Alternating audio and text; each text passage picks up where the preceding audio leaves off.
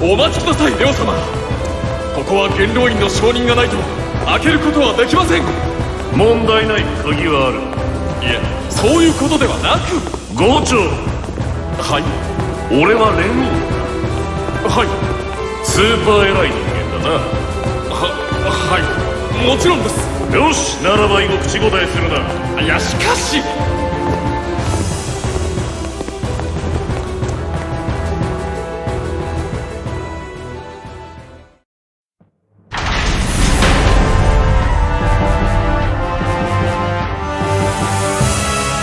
賢明だ。第二連王レオ・ホワイトファング殿。聞いていた以上に柔軟性の高い人間のようだ。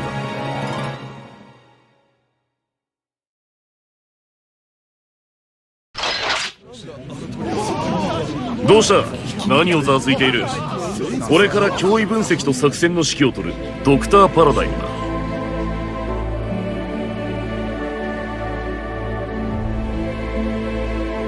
レオ、説明してもらえるか？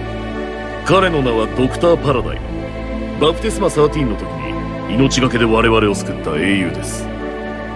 見たところギアのようだが、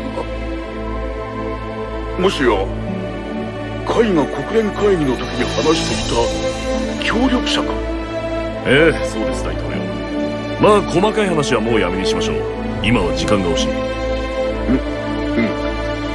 い。そして今はあのゆりかごを発見し破壊することを最重要目的とすべきです。そのために彼の力が必要だ。その鳥の力が？ドラゴンが鳥ではない。緊急時だから多めに見るが、そこは重要だから以降間違えないでほしい。パラダイムの知識と処理能力が王国の対策室をも上回ります。まずは彼の所見を聞いてもらえませんか？わかった。では一度よろしいかな。連王カイキスクの報告によってゆりかごに関する情報は皆もある程度共有できている前提で話をしよう。今回の事件の主犯は元老院だ。奴らはバレンタイン一味と結託。ゆりかごの中にいるジャスティスを復活させることが目的と思われる。しかしまさか元老院が？未だに信じられん。憂慮すべきことも疑問も山積しているが、我々が第一に把握すべきことはゆりかごがどこに現れどうすれば破壊できるかだ。それがわかるのか？まあ聞いてください。順を追って説明します。まず事の起こりは28日の昼頃、ゆりかごがバビロン上空に初めて出現した。ゆりかごは町の無機物には一切の被害を与えず、周囲の生物のみを消滅させていずこかへ消えた。そして翌日、ゆりかごは黒海北側に再出現。イリウリア正規軍のライル部隊が突撃を試みるも効果なく大敗した。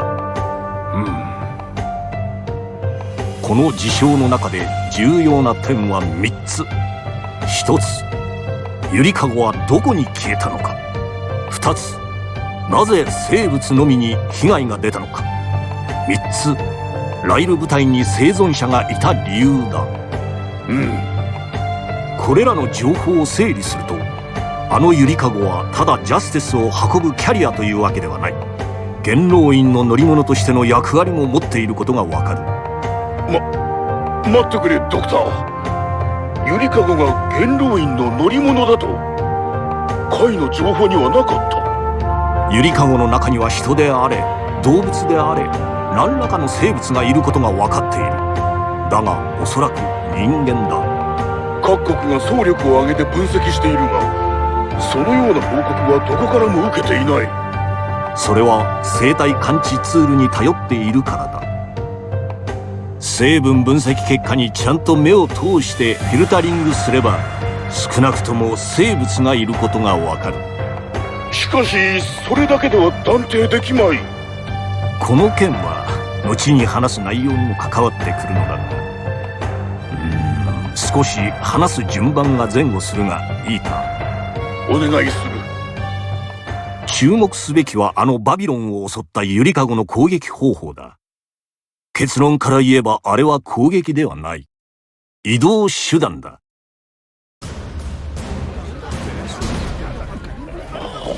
すまない。わかるように説明してくれ。よろしい。まずゆりかごは我々の追跡を避けるために姿を消していると考えられる。だがあれは空間転移ではないのかという疑問だな。違うのか。違います。空間転移だとしたら姿を消してから次に姿を現すまで26時間という時間差を説明できない。本来空間転移とは瞬時に別の場所に移動する手段ですから。そういうことだ。第一、あれだけの巨大な質量を転移させられる方法はない。では一体どこへ消えたというのだ。バックヤードだ。バックヤード、本当にあるのか。いぶかしむのも無理はない。だが私は実際に足を踏み入れたからな。信じられん。あの神羅万象の世界は机上のものと思っていた。しかしなぜそんなところへ。そいつは簡単な話です。バックヤードへの侵入はこのドクターの力をもってしても容易ではないらしい。だったら我々は手出しの追跡もできない。なるほど。まあバックヤードへの移動方法は理屈としては単純なものだがね。はじめに一時的にバックヤードの空間の一部と現世の空間の一部を交換する。そうして現世に出現したバックヤード空間にゆりかごごと侵入する。最後にお互いの空間を元に戻す。これで移動は完了だ。要するにあの攻撃のように見えた球体はバックヤードの空間が広がっていく姿なのだ。しかしそれではなぜバビロンの住民が消失したのかの説明にはならない。それが2つ目の着目点だ。バックヤード空間に通常の生命が触れるとどうなるか。まさか。そうチリと化す。バックヤードは神羅万象を司る超高密度の情報世界だ。通常の生物がその世界に踏み入れれば数秒と持たず自我が悪化して情報分解を起こしてしまう。そしてバックヤードは無機物に対しては何の影響もない。バビロンの惨劇では無機物である建物などは無傷で残っていた。それがかの球体がバックヤード空間であると考えられる理由だ。最後に3つ目の着目点。ゆりかごと交戦し全滅したかと思われていたライブ部隊だが後に数名の生存者が報告された。同様に例の対バレンタイン兵器オーパスも球体から出てこられたものは全て無事だった。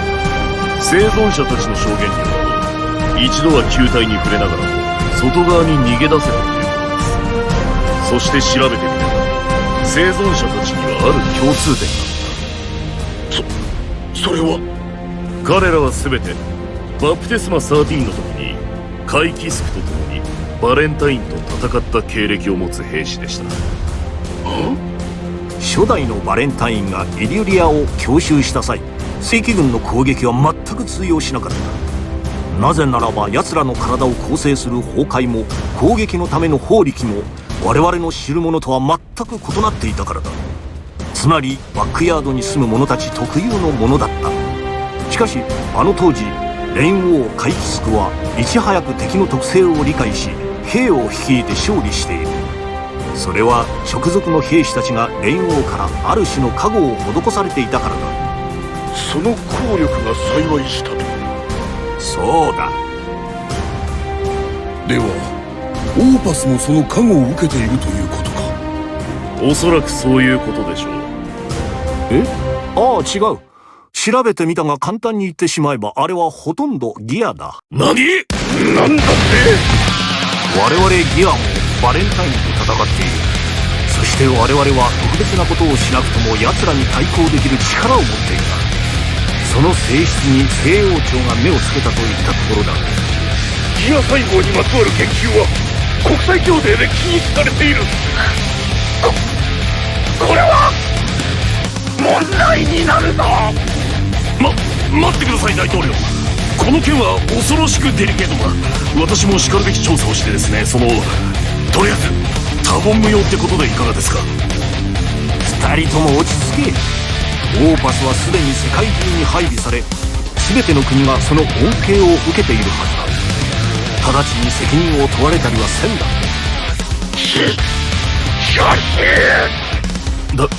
大統領、私の辞書で聞きたくなかったこの万年一位だった彼女の手が今その座を退きました。その辺の事情は私の管轄外だ。この危機を乗り越えた時に人間同士で存分に論争してくれたまえ。さて、少々脱線したが、以上がゆりかごの移動手段によってバビロンが崩壊したと考える根拠だ。そして話は戻るが、ゆりかごに人が乗っているとすれば、この仮説の信憑性を高めることができる。聞かせてくれ。先ほど説明した通り、バックヤードに耐性のあるものならば、その世界に触れてもすぐに消滅するわけではない。しかし、あそこは水中や宇宙空間のようなものだと考えてくれ。短時間潜ることはできても、ずっと滞在し続けることはできない。どこかの時点で息継ぎをする必要があるのだ。そうか。消えたゆりかごがなぜ再び現れ、また消えたのか。それならば納得だ。こ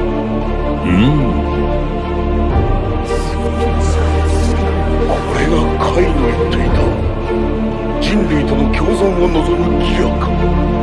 私は会議の時何も知らずに彼を批判してしまったよ。安心してください。それは私も同じです。しかしどうする。ゆりかごがバックヤードにいる間、我々には手が出せない。いよいよ打つ手がないじゃないか。いや、そんなことはない。最初にレオ殿が言わなかったから。我々の最重要目的はゆりかごの破壊だ。そして発想を逆転させるんだ。手が出せないということは、手を出されたくないということ。ここからは我々の反撃だ。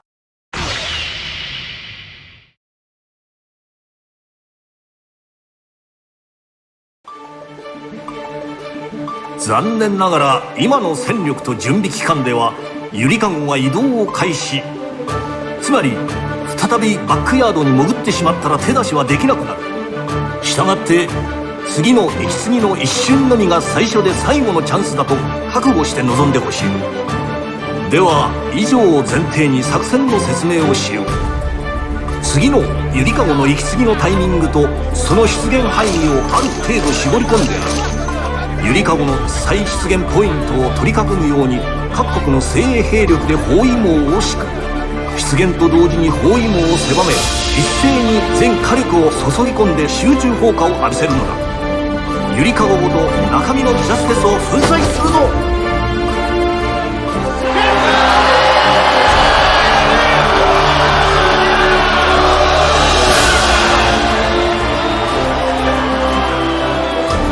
すごいな、ドクター。今まで八方塞がりで意気消沈していた兵士たちがあなたの采配で士気を取り戻しつつある。私一人の力などたかが知れている。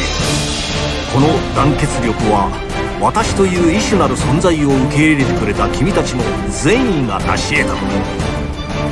参ったな。次の国際会議では私もあなたたちとの共存に賛同するよ。しかしゆりかごの再出現まで時間がない。カイたちが参戦できれば心強いのだが、彼らの位置からは到底間に合わないか。仕方あるまい。ラムレザルの陽動作戦はフレデリックや連王とゆりかごの位置関係を計算していたのだ。しかしドクター、問題はあの絶対防壁ペリオン。あれをどうにかしないことにはどんなに火力を集中させたとしても無意味になる。その攻略法は想定できている。秘策があるのだよ。なに一泡吹かせてやるさ。本当に用意がいい。そういえばドクターは私が訪ねた時にはすでに多くのことを知っていた。なぜだ？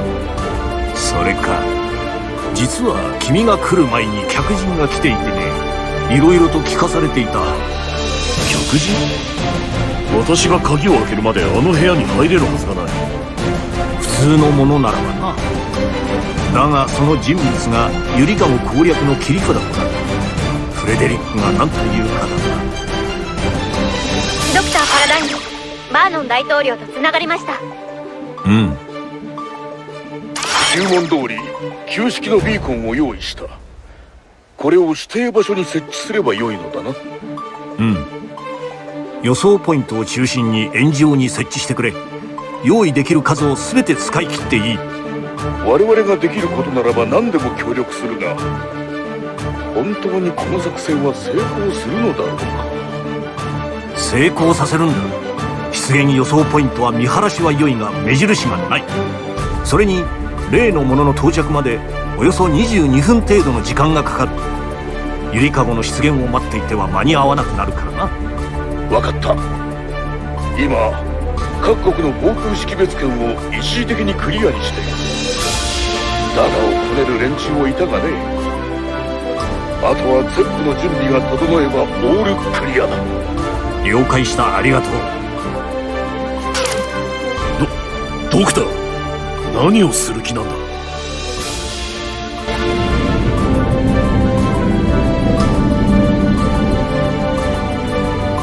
あのインコ野郎、とんでもねえことをあっさり言いやがって。親父、マジでやるのかよ。完全に俺向きの仕事だからな。まあ存外嫌いじゃない。あのインコが作戦の切り札ってやつを明かさないのは気に入らねえ。ソル様、こちらが明日の登場期待となります。おう、快適かどうか知らんが、空の旅ってやつを楽しんでくるぜ。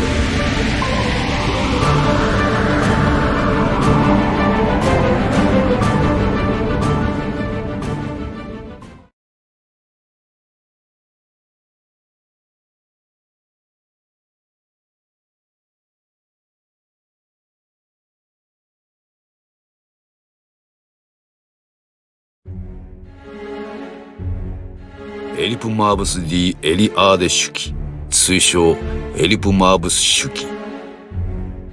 1999年再起の日、未知の生命誕生を彷彿とする怪現象の発生。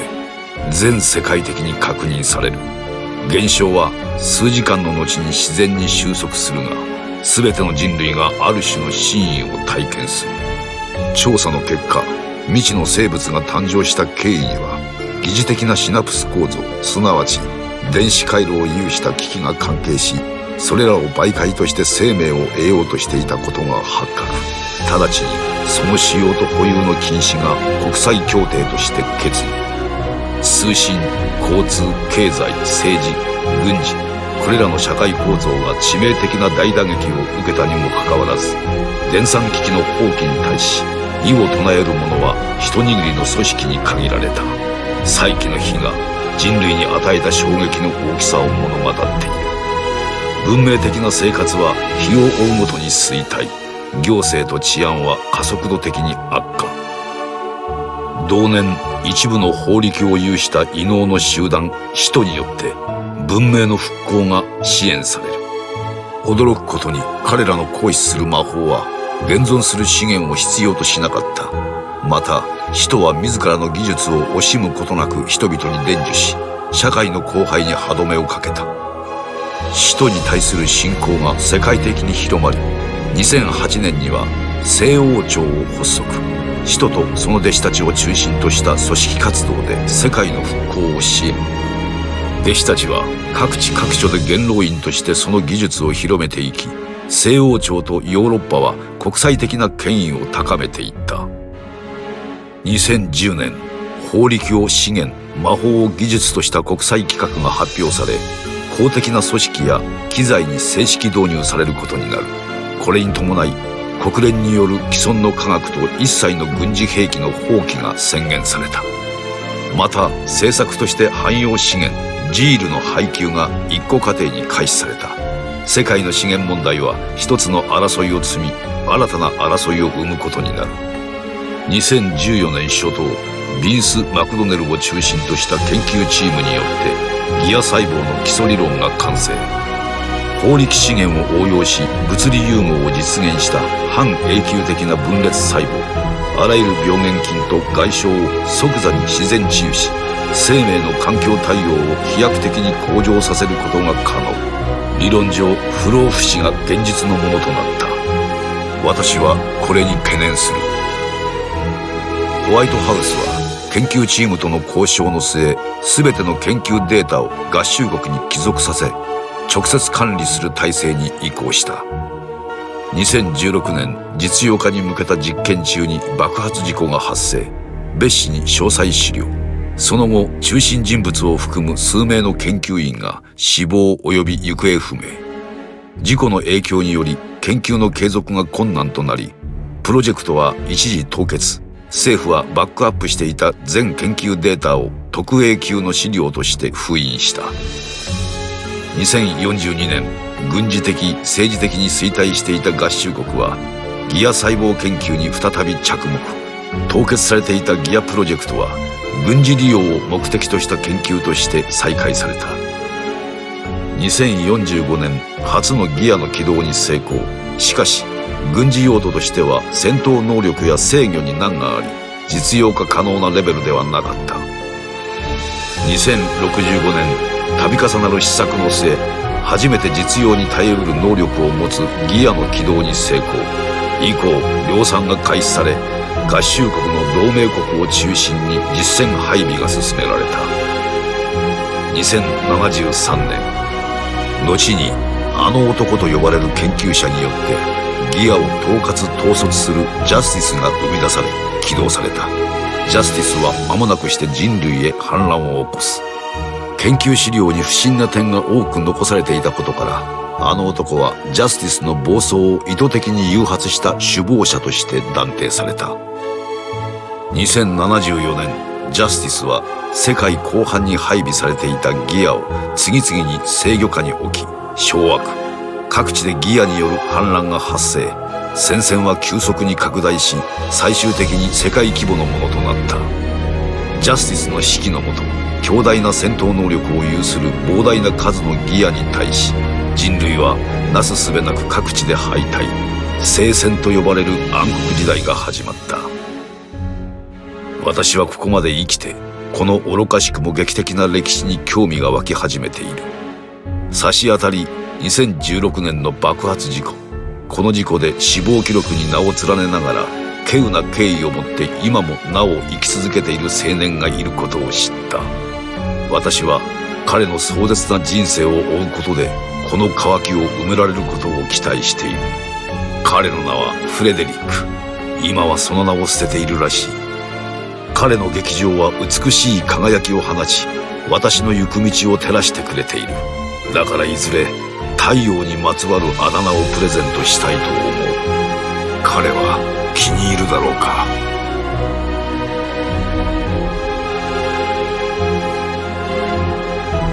破壊神ジャスティス。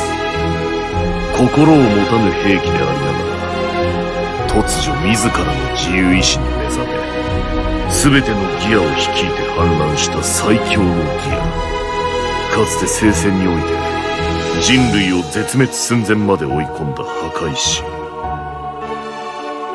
あの男が作りしバベルの塔。人類の傲慢な繁栄が招いた神の雷。もしまたあれが復活したら、我々人類は再び勝利できるのだろうか。いや、絶対に勝たなくてはいけない。考えうる最大限の準備を進めねば。